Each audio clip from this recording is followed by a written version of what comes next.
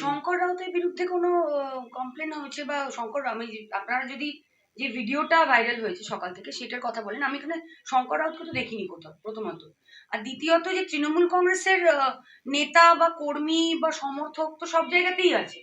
তো এটা, এই যে বিষয়টা নিয়ে আপনারা কথা বলছেন, এইটার সাথে রাজনৈতিক কোনো কানেকশন নেই। দলের এর সাথে, এই ঘটনার সাথে কোনো কানেকশন নেই। পুলিশ প্রশাসন দেখছে বিষয়টা, এবং যদি পুলিশ প্রশাসনের মনে হয় কোথাও ভুল আছে, কি কিছু আছে, সেই অনুযায়ী পুলিশ প্রশাসন তার অ্যাকশন নেবে, সেখানে কোনো অসুবিধা নেই। কিন্তু আমার মনে হয় যে কোনো জিনিস যাই ঘটলো সেটাতেই পলিটিসাইজ করার কোনো প্রয়োজন নেই বলে মনে হয়। এখন জনপ্রতিনিধিদের বা আমাদের সকলকেই আমাদের মানুষের পাশে দাঁড়ানোর সময়, যেখানে ভোটার লিস্টে সবার নাম বাদ দিয়ে দেওয়া হচ্ছে, এসআইআর করে সবাইকে চক্রান্ত করে ভোটার লিস্ট থেকে নাম কেটে দেওয়ার একটা বিষয় হচ্ছে রাজনৈতিক উদ্দেশ্য প্রণোদিত ভাবে। এখন আমাদের কাজ সেইটাই, এখন এইসবের আমাদের সময় নয়। আর একটা ইনসিডেন্ট যেটা ঘটেছে, সেটা it has nothing to do with Trinamool Congress or politics. তো সবকিছুতে একটা রাজনৈতিক রং যারা লাগান, তাদের মনে হয় এখন অন্য বিধানসভাতে উকি ঝুঁকি না মেরে নিজের এলাকার মানুষের ভোটার লিস্টের নামগুলো ঠিকমতো উঠেছে কিনা সেটা দেখা। সেটা নিয়ে বলছেন যে একেবারে তৃণমূল এই আক্রমণ চালিয়েছে এবং সালিশি সভা বসানো হয়েছে শঙ্কর রাউতের, এটা সজল ঘোষের তরফ থেকে বলা হচ্ছে। এবং এটা উনি কি বলছেন এটা আমার লুক আউট না, আমাকে সেটা নিয়ে কোনো মাথা ব্যথাও নেই। উনি অনেক কিছুই বলেন, আমার মনে হয় ওনার এত কিছু না বলে নিজের এলাকার মানুষের ভোটার লিস্টে নাম উঠেছে কিনা সেটা দেখা উচিত। কারণ ওনাদেরই দলের এত উদ্দেশ্য প্রণোদিত ভাবে এসআইআরটা করেছে চক্রান্ত করে নামটা বাদ দেওয়ার জন্য। তো যেখানে উনি হেরে গেছেন, সেই বিধানসভাতে বারবার এসে উকি ঝুঁকি মারার কোনো প্রয়োজন নেই বলে মনে হয়। আর আমি বিধায়ক হিসেবে এটুকুই বলবো যে প্রশাসনের কাজ করবে। যদি এখানে কেউ দোষী হয়, সে প্রশাসনিক অনুযায়ী যে স্টেপ নেওয়ার সেটা প্রশাসন নেবে, সেখানে আমাদের কোনো ইন্টারফিয়ারেন্স নেই। এটা দলের কোনো বিষয় না, তৃণমূল কংগ্রেসের কোনো যোগাযোগ নেই। দল কোনো রকম এই ধরনের ঘটনাকে সমর্থন করে না, এবং দলের সাথে কোনো এই যোগাযোগ নেই। প্রশাসনের কাজ এটা, প্রশাসন দেখছে, প্রশাসন যা স্টেপ নেওয়ার নেবে। তাহলে কি এই সজল ঘোষ তিনি কি শুধুমাত্র রাজনীতিকরণের জন্য কি এটা আসলে ওনার প্রবলেম না, ওনার দলের প্রবলেম।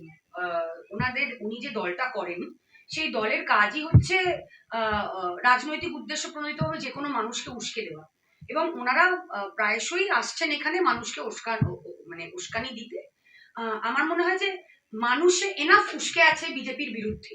যেভাবে লাইনে দাঁড়াতে হয়েছে, যেভাবে মানুষগুলোর মৃত্যু হয়েছে, যেভাবে মানুষকে হেনস্থা হতে হয়েছে, যেভাবে আমার বিধানসভারই একজন রিক্সা চালকের পা কাটা পড়েছে এই এসআইআর কে কেন্দ্র করে, মানুষ অলরেডি ওনাদের বিরুদ্ধে যথেষ্ট উস্কে আছেন। আর মানুষকে উস্কালে এখানে ওনাদেরই সমস্যা হবে বলেই মনে হয়। নিজের জায়গা ছেড়ে অন্যের জায়গায় এসে উকি ঝুঁকি মারা, এটা কি ধরনের দেখছেন? যে নিজের একটা, তিনি এখানকার মানুষ না, প্রথম কথা তিনি কলকাতার মানুষ না, তিনি এখানের কোনো জনপ্রতিনিধি হতে পেরেছেন না, আগামীতে হতে পারবেন। সেখানে অন্য ঘরে এসে উকি ঝুঁকি মারাটা কি? আমি তো সেটাই বললাম, আমি বললাম যে কোনো জিনিসকে, ধরুন আমার একটা হাঁচি হলো, তৃণমূল কংগ্রেসের দোষ। আপনার মাথা ব্যথা হচ্ছে আজকে, তৃণমূল কংগ্রেসের দোষ। আপনার আজকে খেতে ইচ্ছে করছে না, তৃণমূল কংগ্রেসের দোষ। এটাই ওনারা বলতে চাইছেন, কিন্তু সেটা তো আদৌ না। যে ঘটনাই ঘটে থাকে, যদি সেখানে কারুর ভুল হয়, সে যেই হোক না কেন, প্রশাসনের কাজ করবে। আর যে কোনো জিনিসের তৃণমূলের নেতা, তৃণমূলের কর্মী সমর্থক সারা বাংলা জুড়ে আছে। ওনাদের মতো বুথে মাইক্রোস্কোপ দিয়ে কর্মী খুঁজতে হয় না তৃণমূল কংগ্রেসকে। তো যদি কেউ পার্সোনাল কোনো ইস্যু নিয়ে কোনো সমস্যা হয়ে থাকে, সেটা প্রশাসন দেখছে, এবং প্রশাসনের মতো স্টেপ নেবে। যে ব্যক্তিকে মারধর করা হয়েছে, শোনা যাচ্ছে তিনি একসময় তৃণমূলের ছাত্র পরিষদ। আমি বলতে পারবো না, আমি তো দেখিনি। একসময় তো অনেকেই তৃণমূল ছাত্র পরিষদ করতো, বা তৃণমূল যুব করতো অনেকেই। দেখতে গেলে সবাই তৃণমূল কংগ্রেসের সমর্থক কোনো সময় ছিল।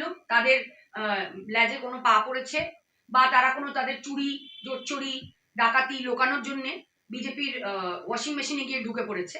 তো সেই অর্থে দেখতে গেলে হয়তো তাদের লেজে পা পড়েছে। আর আমি বলবো যে এটা যে ব্যক্তি অভিযোগ জানাচ্ছেন, আমি যদি সেই ব্যক্তির জায়গায় হতাম, তাহলে আমি সিসিটিভি ফুটেজ বা হেল্পের জন্য আগে পুলিশের দ্বারস্থ হতাম, বিজেপি নেতার কাছে যেতাম না।